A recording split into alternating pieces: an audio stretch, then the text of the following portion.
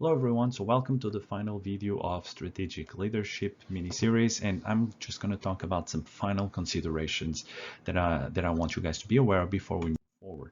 So one of the things that we have, most every human being has, is that we have many cognitive biases. In other words, the way that we think sometimes is not always correct. And there's many reasons for that. We call these biases or things that might affect our judgment. And the first step to make sure they don't affect you is to be aware of them. So the first one we have is cognitive biases. Now, cognitive bias is something that we all make. So this is systematic errors in human decision making, and they arise from the way people process information. And this has to do with a variety of things. A lot of times, for example, one of the cognitive bias we have, for example, is number represented, the way we represent numbers. For example, one of the things that we have is we believe that we understand numbers very well, but in reality, we don't really understand them. Our brain has an amazing capacity to exaggerate or to diminish certain facts and information when it comes to analyzing things. We see this a lot, for example, with people that are that love a specific football club, or that are in love with a specific kind of theme or hobby, and when you present facts against their hobby, they decide to ignore it. No, this is the exception, this is not how it works. So this is on the way that we basically process information, and it affects all of us. The most important thing I would say to fight cognitive biases is trying to look at the numbers and the facts and to extrapolate them in a way that we say, all right, forgetting everything, or how would someone else think about this? How do these facts really relate to my business? Another one we have is the prior hypothesis bias. Decisions are made based on prior beliefs, even when evidence proves that those beliefs are wrong. And we see that, for example, a lot in sports and in politics, or people that, for example, are very passionate about a certain political candidate. Doesn't matter how many facts you present to them, they have a prior belief that that person is this that way, so therefore it doesn't matter how many facts you present, it's not going to change your mind. We see this as well, for example, with things like the flat earthers, anti-vaccine people. Does not really matter how many facts and how many papers and how much more evidence you present. They're not going to change their mind about what their prior belief was. So how can you fight this? Well, this one is a tough one. It really depends. Many people can change their beliefs and can change their hypothesis, but you really have to work on it. Like, if you're facing one of these situations, my opinion is that you have to understand, first of all, who is that person, and not force them to change their mind, but rather present information in a way that they realize that their hypothesis is wrong. So they have to prove themselves wrong. Another one, escalating commitment. This one is a tough one. This is when decision makers, having committed significant resources to a project, commit even more, despite receiving feedback that the project is failing. This is something very common. People get emotionally attached to specific projects. For example, they start putting more and more time, even though they know it's not working. We see that, for example, in my specialty is hotel and tourism, and I see that a lot with restaurant owners, where basically they know the restaurant's not doing well, but they keep on working on it. They know it's going to work eventually, and they keep on doing it. But the more it's going on, the worse it's getting, and there's a point where it's better to close rather than keep on losing money. So what is the problem here? A lot of times with here, it's if you are facing a situation like this, is confronting the person and presenting the facts and say, what is your decision? Why do you want to keep on going, knowing that we're getting this feedback?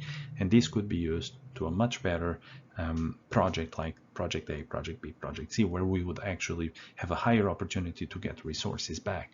So it's always complicated, but this is something that happens. If you ever see yourself in such a thing, remember, it takes a huge strength to admit that you're wrong and get out of such a problem.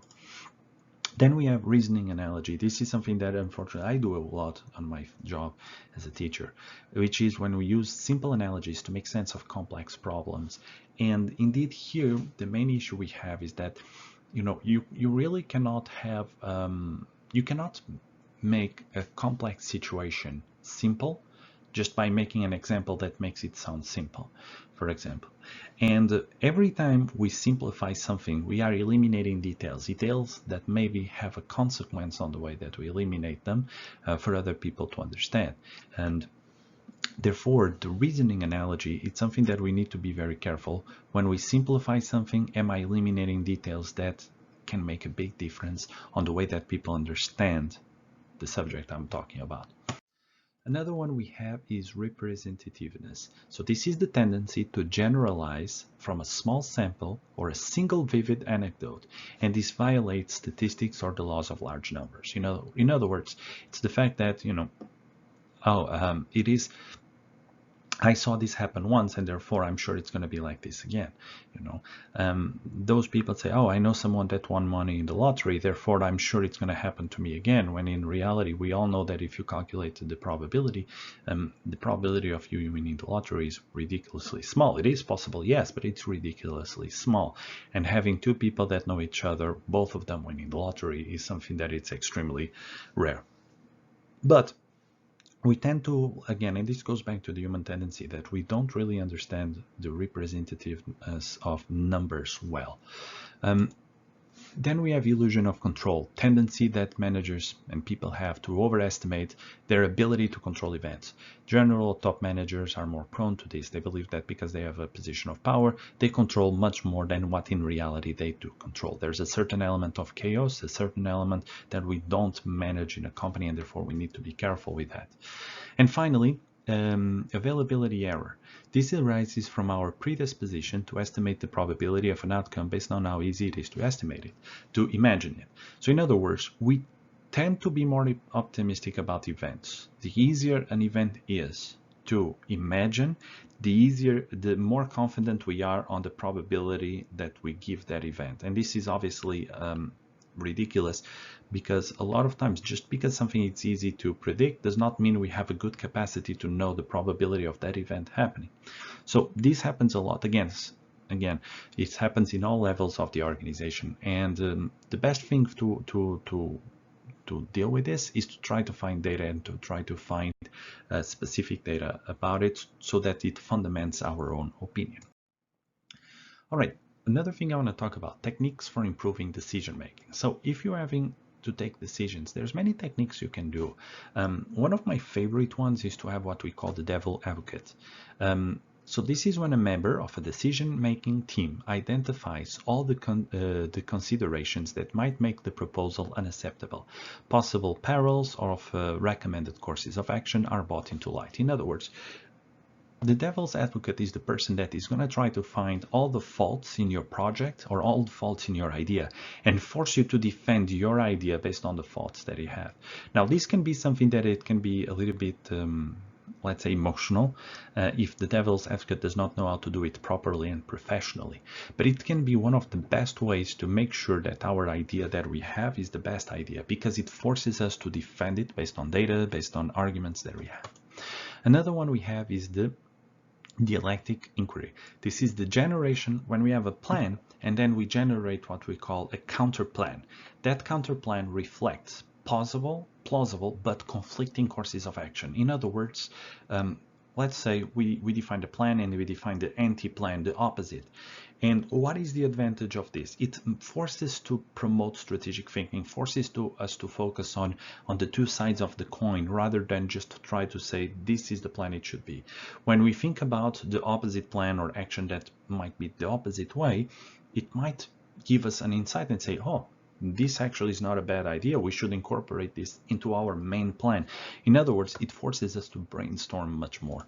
And finally, outside view. Outside view is the identification of past successful or failed strategic initiatives to determine if they will work for the current project.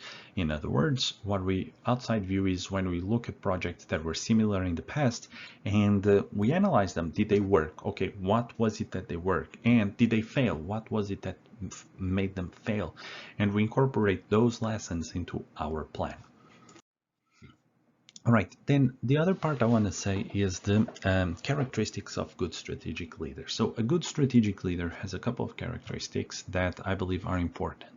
Number one, he has vision, eloquence, and consistency on his work. He has an ability to he can articulate the business model. In other words, he understands how the business works. He's committed to make the company better, committed to the shareholders and to the employees. He is well informed. Okay, this is very important. That, for example, many people think like, I want to become a top manager, for example, in a hotel. But you know, when you become a top manager, at the beginning of the day, what you have is a 5-minute meeting with data of the day and try to understand, okay, what is the data of the day? What is the things that I need to see today? And therefore, these daily briefings is what keeps managers well informed to know what has changed throughout the day or from the previous day. Also, he has a willingness to delegate and empower people. In other words, a good leader understands they cannot do everything alone. They cannot micromanage. Well, they can for a certain amount of time, and then they completely, well, mentally they break. No one can do everything for a long period of time. So a good leader is the person that understands what should he be doing because he's the best at, but what team members does he have that maybe they can be better at certain tasks than he is, even if it takes him time to train them a little bit.